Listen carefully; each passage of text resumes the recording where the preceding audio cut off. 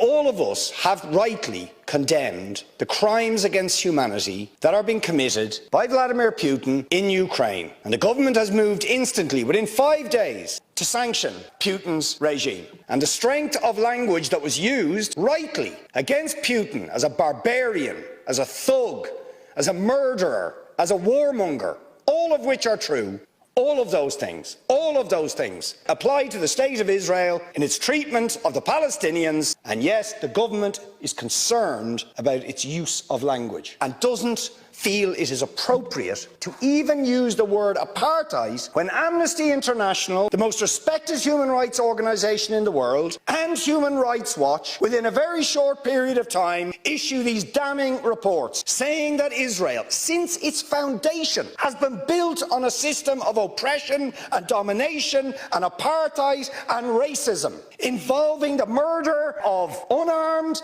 innocent civilians on a regular basis, Gaza in a permanent state of humanitarian crisis. And yet you want to be careful about your language. You're happy to correctly use the most strong and robust language to describe the crimes against humanity of Vladimir Putin, but you will not use the same strength of language when it comes to describing Israel's treatment of the Palestinians, when it is now being documented and detailed by two of the most respected human rights organisations in the world. You don't want to even use the word apartheid. 5 days sanctions against Putin and his thugs, 70 years of oppression by the Palestinians, and it wouldn't be, what was the word you used? It wouldn't be helpful to impose sanctions. Exactly the same types of sanctions you've just initiated against Vladimir Putin. Will you support it? And I think the answer is clearly you're not going to.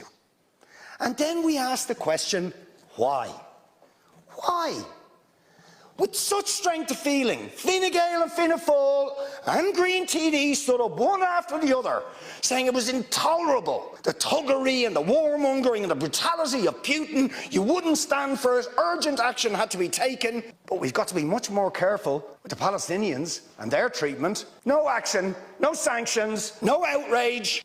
Words of concern. We'll raise it. We'll raise it. We'll call on them to do things. Now, you see, if you're going to have moral standards, those standards have to be consistent. Show some moral backbone, show some consistency. Otherwise, they are not standards at all. They are just cynicism.